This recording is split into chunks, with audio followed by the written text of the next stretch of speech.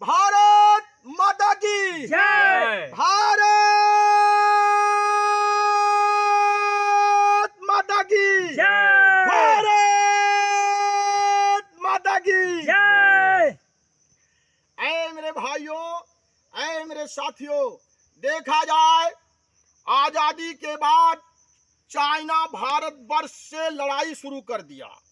उसके बाद माननीय स्वर्गीय श्री पंडित जवाहरलाल नेहरू ने कहा कि अपनी फौज वापस ले जाइए, मैं आपसे लड़ाई नहीं लड़ पाऊंगा।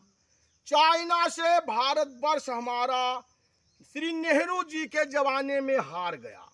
उसके बाद वही सोच पाकिस्तान को थी कि चाइना से हार गया है और हम लोग चढ़ाई करेंगे तो दिल्ली पर कब्जा कर लेंगे। वहां का प्रधानमंत्री बोला कि मैं कराची में चाय पी करके और दिल्ली पर अपना भोजन बनाऊंगा, वहां कब्जा करूंगा। ऐ मेरे भाइयों, ऐ मेरे साथियों, उसके बाद पाकिस्तान के प्रधानमंत्री को नहीं पता था कि वहां का नियम बदल गया, वहां का प्रधानमंत्री बदल गया। वहां का भारतवर्ष का प्रधानमंत्री श्री जवाहरलाल नेहरू के बाद गुलजारीलाल नंदा हुए। उसके बाद श्री लाल बहादुर शास्त्री बने।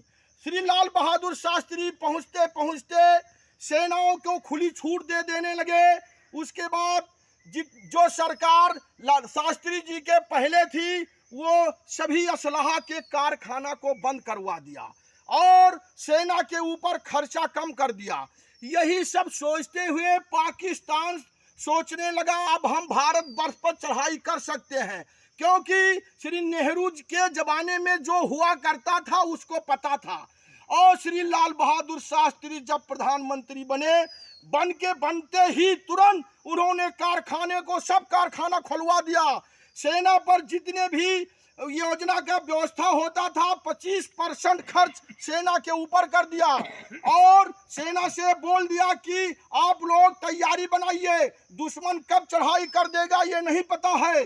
और धीरे धीरे पाकिस्तान 1965 में भारतवर्ष पर चढ़ाई कर दिया।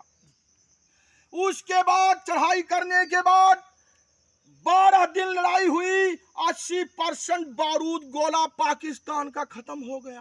खत्म होने के बाद पाकिस्तान परास्त हो गया और लाहौर, कराची, इस्लामाबाद और उसके बाद पाकिस्तान तक पूरा कब्जा, हैदराबाद तक हमारी सेना कब्जा कर चुकी थी और भारतवर्ष की सेना वीरों में वीर हो गई, साहस बढ़ गया।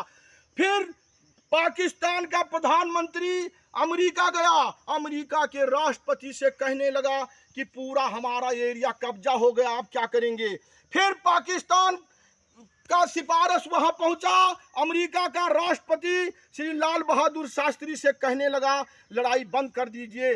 श्री लाल बहादुर शास्त्री ने कहा पाकिस्तान पहले वार किया है, हम लड़ाई लड़ने नहीं गए थे, हमारी सेना मानने वाली नहीं है।